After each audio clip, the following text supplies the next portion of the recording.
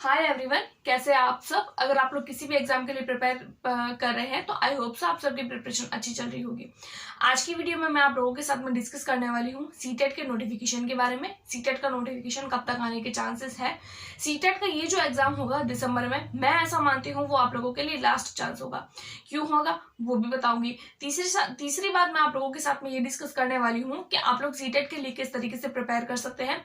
मैंने खुद ने इस एग्जाम को किस तरीके से प्रिपेयर किया था, मैं मेरी स्ट्रेटेजी बताऊंगी। मैंने ऐसी कौन कौन सी चीजें जो है वो करी थी अपने एग्जाम के टाइम में, और मैं कौन कौन सी ऐसी चीजें हैं जो आप लोगों को करने के लिए कहना चाहती हूँ, या कुछ ऐसी चीजें जो मैंने अवॉइड करी थी मैं आप लोगों को भी बताना चाहती हूँ कि आप लोग भी उन चीजों को अवॉइड करें। सबसे पहले तो हम लोग इन तीन चीजों पर हम लोग डिस्कस करेंगे, एक एक करके मैं आप लोगों के साथ में सारी की सारी बातें डिस्कस करूंगी। सबसे पहले मैं आप लोगों को बता दूं कि सीटेट के नोटिफिकेशन के बारे में, कि सीटेट का नोटिफिकेशन कब तक आने के चांसेस है। तो देखिए, अभी तक ऑफिशियल तो इसके बारे में कोई हमारे पास में न्यूज नहीं है। आप लोगों को बहुत सारे चैनल या फिर बहुत सारे ऐसे लोग होंगे जो बता देंगे सीटेट का नोटिफिकेशन इस दिन आएगा, इस दिन आएगा, इस दिन आएगा। तो देखिए, आप उन सब बातों पर बिलीव मत करिए, क्योंकि जब तक कोई भी न्यूज ऑफिशियल नहीं होती है तब तक हम उसको सत्य नहीं मान सकते। हो सकता है सीटेट का नोटिफिकेशन आज भी आ जाए, कल भी आ जाए, परसों भी आ जाए, एक दो दिन के अंदर आ जाए, और हो सकता है कि अक्टूबर के लास्ट डे यानी कि अक्टूबर के 30 तारीख को ही आ जाए, हो सकता है नवंबर के स्टार्टिंग में आ जाए।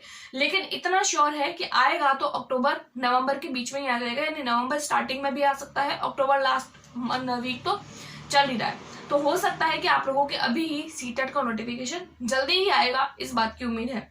एग्जाम कब होगा तो हम लोगों को पता है, जब जब पेपर ऑनलाइन होता है तब तब साल में एक बार होता है, और जब जब पेपर ये ऑफलाइन होता है तब साल में 2 बार होता है। तो इस बार का जो सीटेट का पेपर था वो अगस्त में हो गया था। तो इस बार चांस है, क्योंकि वो ऑफलाइन हुआ था, तो हम लोगों को पता है कि इस बार का जो सीटेट का पेपर वो होने के चांसेस है।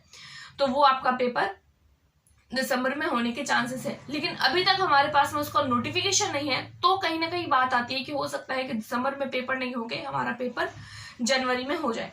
अब पेपर की हो जाती है बात, उसके बाद में हम बात करते हैं कि ये आप लोगों के लिए एक लास्ट मौका है सीटेट का। तो देखिए, मैं लास्ट मौका इसीलिए कह रही हूँ, हम लोगों को पता है बीपीएससी में यानी कि बिहार में जो शिक्षक भर्ती है 2.0 वो आ चुकी है।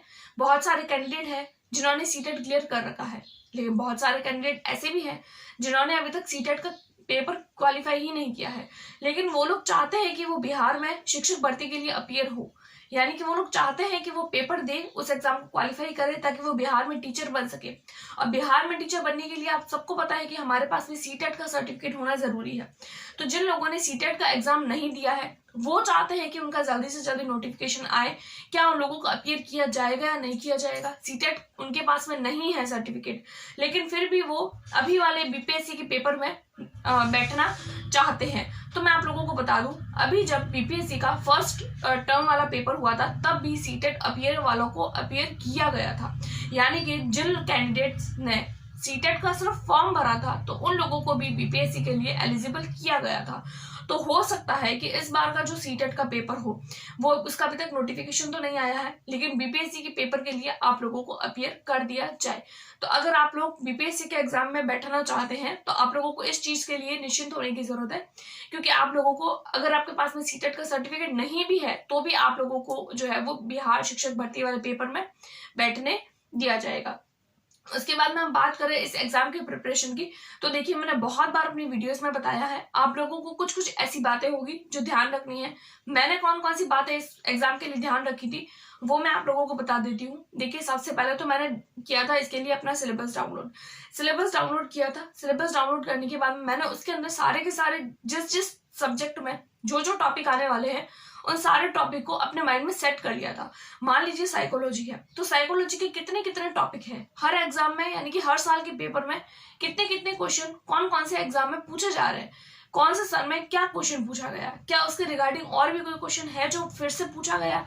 मान लीजिए इस साल कोई क्वेश्चन पूछा गया है तो वही का वही क्वेश्चन पिछले कितने सालों में पूछा गया, तो वो सब का सब पहले मैंने देख लिया था। उसके लिए मुझे देखना था प्रीवियस ईयर क्वेश्चन पेपर। तो आप लोगों को भी यही करना है।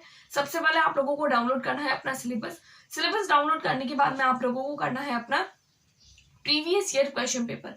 देखिए प्रीवियस ईयर क्वेश्चन पेपर मैं इसीलिए बोल रही हूँ क्योंकि जैसे ही आप लोग सीटेट का पेपर देंगे या फिर जब आप अगर आपने सीटेट का पेपर दिया है या अब देंगे तो आप लोगों को पता होगा कि सीटेट के एग्जाम के लिए प्रीवियस ईयर क्वेश्चन पेपर कितने इंपॉर्टेंट है।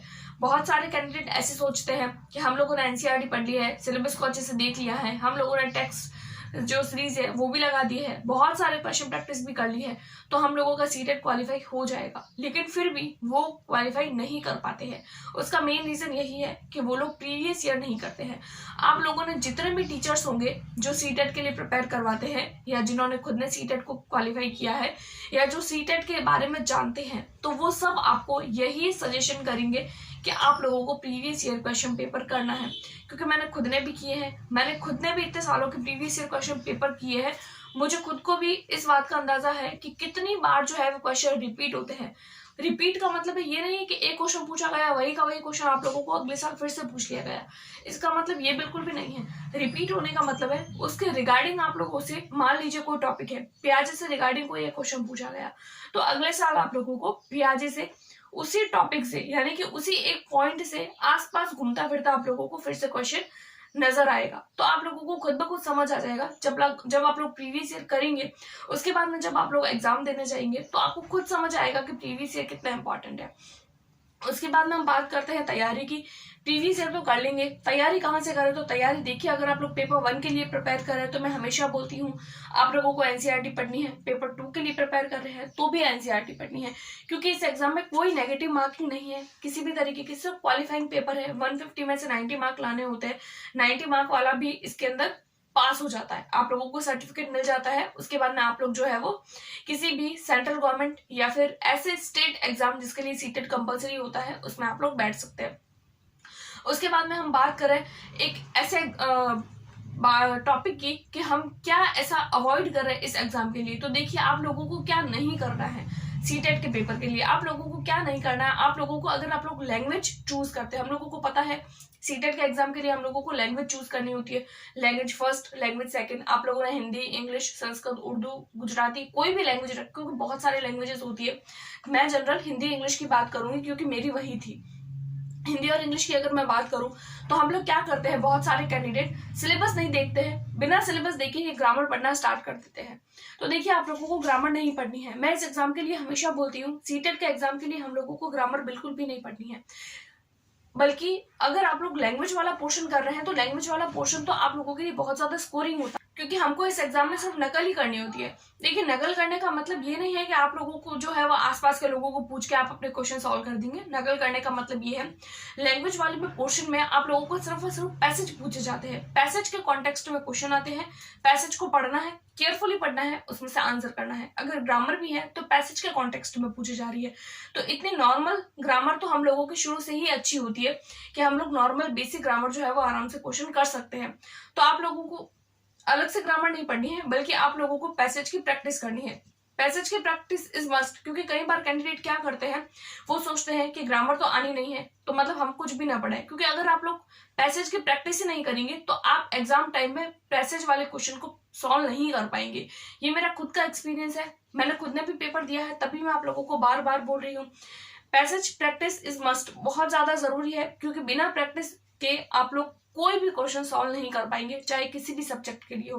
तो पैसेज की प्रैक्टिस करनी है, आप लोगों को पेडागोजी की प्रैक्टिस करनी है। क्वेश्चन प्रैक्टिस बहुत ज्यादा इंपॉर्टेंट है, क्योंकि हम लोग टॉपिक तो पढ़ लेते हैं, लेकिन टॉपिक पढ़ने के साथ साथ हम लोगों को ये तो लगता है कि हाँ हमने पूरा टॉपिक पढ़ दिया है, हम क्वेश्चन भी सॉल्व कर लेंगे, लेकिन जब हम एग्जाम में बैठते हैं उसी टॉपिक को जब हम फिर से रिवाइज करते हैं एग्जाम हॉल में, तो हम लोगों से वो क्वेश्चन सॉल्व ही नहीं होता, क्योंकि हमने सिर्फ और सिर्फ थ्योरी पढ़ी है, क्वेश्चन प्रैक्टिस नहीं करी है। तो इसलिए टेस्ट देना, तो टेस्ट कहाँ से देना है, टेस्ट प्रीवियस ईयर से देना है। प्रीवियस ईयर को डाउनलोड करिए या फिर कोई भी एक ऐसी बुक लाकर रख लीजिए अपने पास में, तो उससे भी आप लोग कर सकते हैं। अगर आप लोग इन सब बातों का ध्यान रखते हैं जो अभी मैंने बताई है, तो आप लोगों को सीटेट के एग्जाम को क्वालिफाई करने से कोई नहीं रोक सकता है।